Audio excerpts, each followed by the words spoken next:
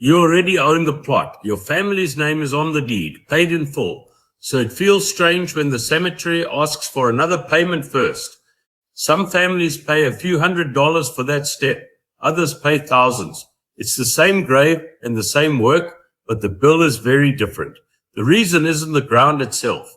That extra payment is the interment fee. Most people call it the opening and closing fee. It pays the crew to dig the grave, lower the casket, and fill it back in. You pay it at the time of burial, on top of the plot itself. Think of it in two parts. Part one is the ground you own. Part two is the labor to open and close that ground. And here's the part that catches families off guard. The cemetery doesn't have to show you a price list first. A federal rule called the funeral rule makes funeral homes hand you a written price list. That same rule doesn't cover a cemetery with no funeral home on site. So the fee can stay hidden until the day you need it. Let me tell you about Diane. She inherited 2 grave spaces in Ohio from her late aunt. She decided to sell one on the secondary market. A serious buyer asked her one simple question. What is the opening and closing fee here? Diane had no idea. The deed said nothing about it. Nobody had ever told her. That one blank answer stalled her sale for weeks. Here's the plain truth. The plot and the fee to use it are 2 separate costs. You can own the ground and still owe a real bill to open it. That fee isn't a small detail. It shapes what your inherited plot is worth. A buyer prices the ground and the labor together, never one without the other.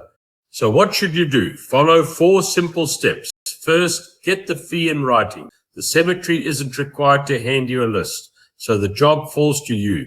Call the office and ask for the current opening and closing fee. Ask them to email it or mail it on paper. Ask about extra charges for a Saturday or a holiday too. A number you can hold is a number you can trust. Second, ask what the fee includes. One fee can hide many small charges. There may be a charge for the vault, for setting the marker, and for weekend service.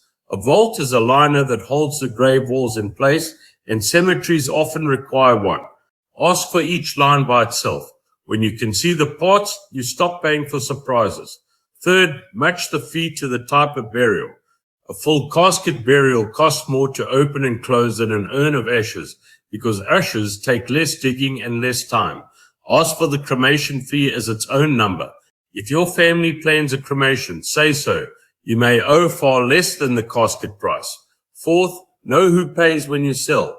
On an inherited plot, the buyer usually pays the opening and closing fee later, at their own time of need. But you should confirm that with the cemetery in writing. The paper that proves you own the space is called the interment rights or the deed. Get the transfer terms clear before any money changes hands. Send your request by certified mail so you have a record. Keep a copy of everything you send and everything the office sends back.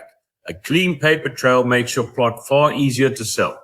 Now let me pay off that question from the start. Why does the same job cost a few $100s for one family and thousands for another? The answer is who owns the cemetery.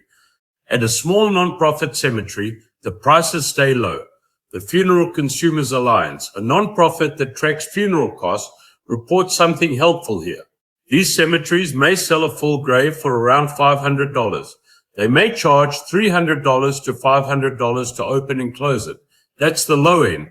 At a large cemetery owned by a for-profit company, the numbers jump. The same report says some of these charge $5,000 to $10,000 for a single grave or a crypt. Opening and closing there costs much more too. One family said a corporate cemetery charged them $800 just to turn a few screws and remove a small plate.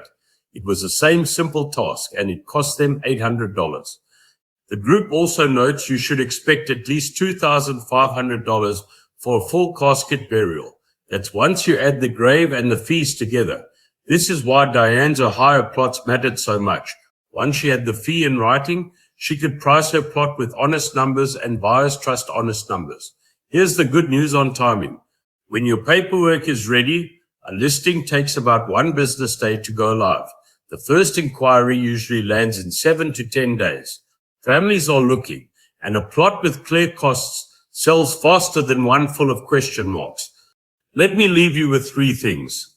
The plot and the fee to open it are two separate costs, so never treat the plot price as the whole bill. The cemetery doesn't have to show you a price list, so ask for the opening and closing fee in writing.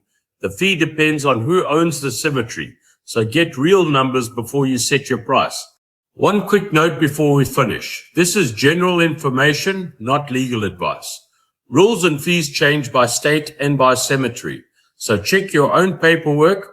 If you inherited a plot and you feel unsure about any of this, I made something for you. It's our free Eternal Rest Playbook. It walks you through the fees, the forms, and the steps to sell an inherited plot with confidence. You can find it at eternalrest.com. Go grab it today and read it at your own pace. Take the next step when you're ready. I'm James, and I'm glad you spent this time with me.